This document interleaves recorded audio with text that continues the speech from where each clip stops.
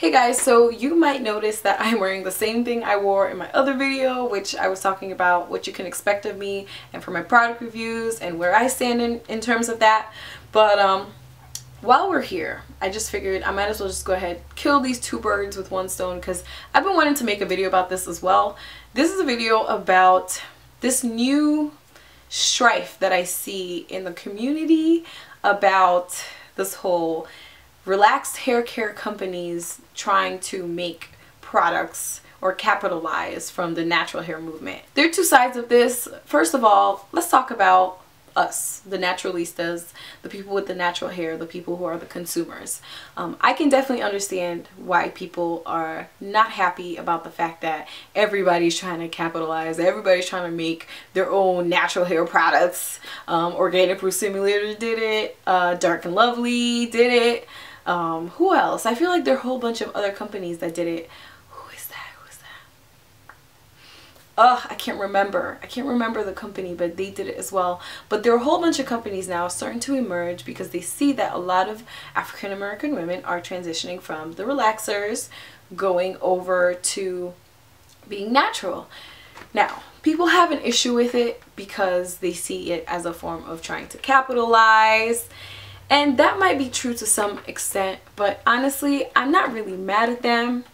I'm not really mad at them. Because if I owned a business and I specified in one product or in one thing, if I sold relaxers and I realized that everybody and their mama is now turning into natural hair people, wouldn't you want to switch over? Wouldn't you want to say, hey, maybe I need to appeal to this side because I'm losing my customers? So from a business standpoint, I'm not mad at them. So, you know, I don't really feel any sort of animosity, and I see a lot of animosity starting to emerge. I don't know, I don't feel that sort of animosity. Alright guys, so I'm sitting here editing this video and I forgot one of the most important points I wanted to make in this video. And this might be a little bit controversial. You guys let me know how you feel about this.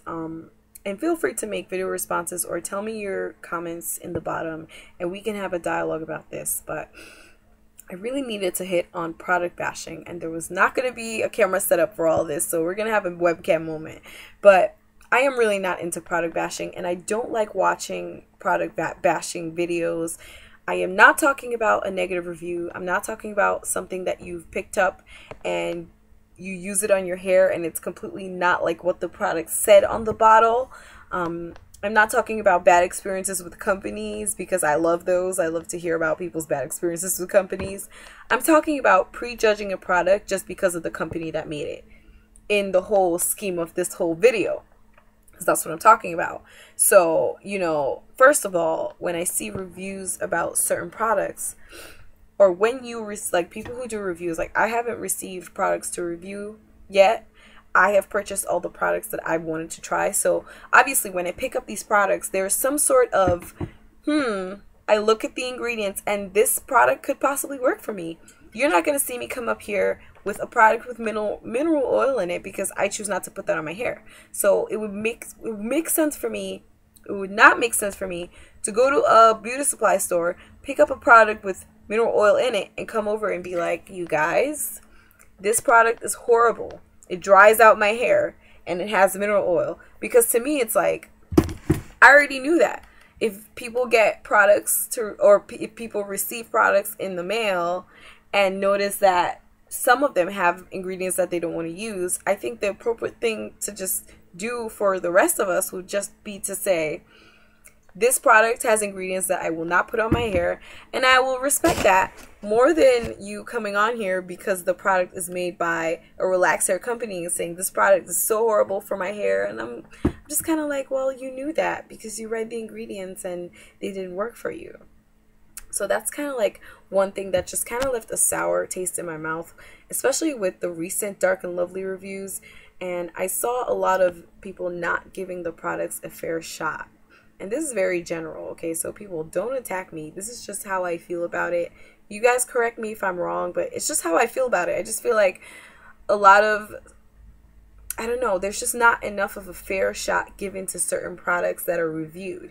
And there's a difference between a review and a first impression. If you're doing a first impression, then that's literally the first impression that you have of the product. And I totally agree with that. Like, I love watching first impression videos. But if you're coming with a review, I'm expecting that you've used the product enough times to be able to determine if you like it or not. Now, I'm not saying use a product at your hair's expense, because the first time you use a shampoo with sulfates, hello, it's going to strip your hair. That's kind of like, okay, it's going to strip your hair. But I'm talking about like, and I'm not saying you should use something like that and then have to use it again just because of the review. There's certain products that, you know, you use them and you realize that they don't work for you and you're like, I don't want my hair to fall off. I'm in the whole scheme of things, I hope you guys understand what I'm trying to say. Like, I'm just talking about the fact that just because the company or just because the product has come from a particular company or a relaxer company, you're just quick to just slash it and destroy it verbally just because you feel like they shouldn't be making the product in the first place. That's what I'm talking about. I mean, for all we know, all these companies are in cahoots anyways. Like, I didn't even know that Shea Moistures was owned by Nubian Heritage. Like, I had no clue until like a couple months ago. So, I mean, that's just something to think about. Let me know what you guys think about this, because it just gives me a very bitter taste in my mouth when I see like a whole bunch of reviews and it's like the first time they're using the product, and before they even use the product, it's like, I don't even want to do this, or, you know, I don't even know why these products are being made by these companies. And I'm like, why did you even accept to do the review? Why? Here's where the problem lies for me with these companies. And I hope somebody runs into this video who is, you know, I don't know, in charge in one of these companies. Naturals are very picky. People who have decided to go natural, most of them, not all of them, but a lot of them are very picky with their ingredients. They're very picky when it comes to what they put in their hair. And a lot of people have different reasons for going natural, and many of them have some sort of, I don't know, spiritual one with the earth, or I don't know, getting back to my roots, using more natural products in my hair. So the stuff that used to work for relaxed hair chemical products, it just does not work with the natural hair world, because a lot of natural women are educated. Like, we educate ourselves when it comes to products and their ingredients. Like, we are on it. Like, I'm not an ingredient snob, but when I do pick up a product, I do look at the ingredients. I know what most of them are. I know if they're fillers, I know if they're the cheap stuff, or I see where the stuff lies on the ingredient list to know how much of it you're putting in the product. So keep in mind that we are educated, we are informed, and we know exactly what we're looking for in a product. Now, I have certain ingredients that I will not use, and I have ingredients that I don't mind. Like, I don't mind silicones because I feel like I like how they make my hair feel. And they haven't damaged my hair so far, so I don't have issues with them. But as far as like stuff like mineral oil and all these alcohols, I'm not really a fan of them. So I find that when these companies decide to make the switch, they feel, or I don't know what it is, but they need to realize that we're not just gonna pick up your product and buy it because it says natural. We want to see that the product is actually good for your hair. Like, we don't want the bad chemicals in it anymore. I mean, we just left the chemicals, so you know what I mean? I hope you guys can understand my standpoint. So I feel like these companies really need to step their game up. So I'm not saying that all the products that have come out for natural hair from companies that never used to do it are bad. Some of them are good, some of them are so-so. But overall, when I watch these reviews or when I've tried certain products, I find that throughout the product line, they're just not really hitting the mark when it comes to what a natural hair person needs in terms of their whole line. Like, there's so much information out there. There's so many YouTube videos. There are so many hair forums and hair blogs out there now, and it's as if they just grab a bottle, toss in some coconut oil, write no parabens, no sulfates on the bottle, and think that naturals are just gonna flood to them. I think that's the problem. So I feel like if these companies can just wake up, do their research, like there's got to be someone in the company who can, I don't know, follow some of these natural hair people and get educated as to what they're looking for in their products, and stop trying to skimp out on quality.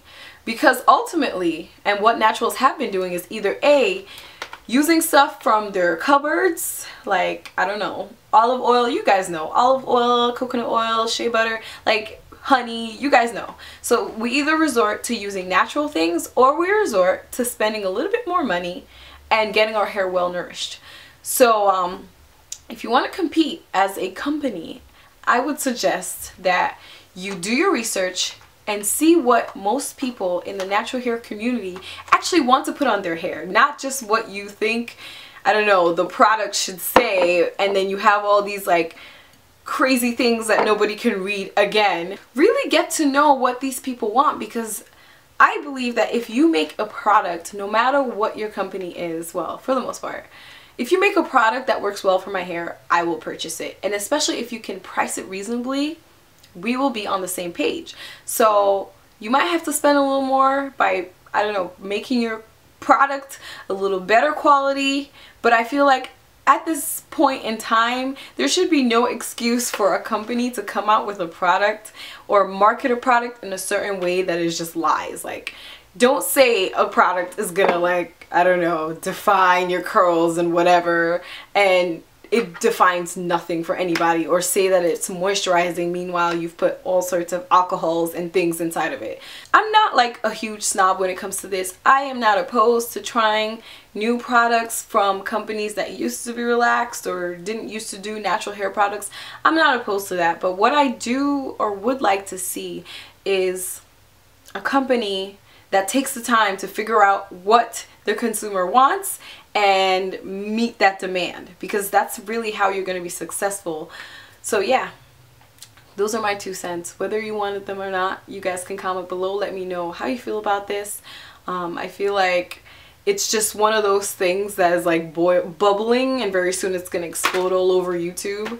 But yeah, those are my thoughts about it. I don't have issues with the companies branching out. As a business person, it just makes sense that you would gravitate to make the things that people are demanding, but at the same time you should proceed with caution, because the natural hair world is a little vicious, especially with like Nazis. Like, I'm not like cray cray like that, but there are crazy naturals out there, and you can't hide with this. This is not something you can hide with. This is one of those things that your product will be exposed, and you want to put yourself in a good light as opposed to trying to skimp out and cut corners, because it'll be evident. Like, we're too educated to be fooled.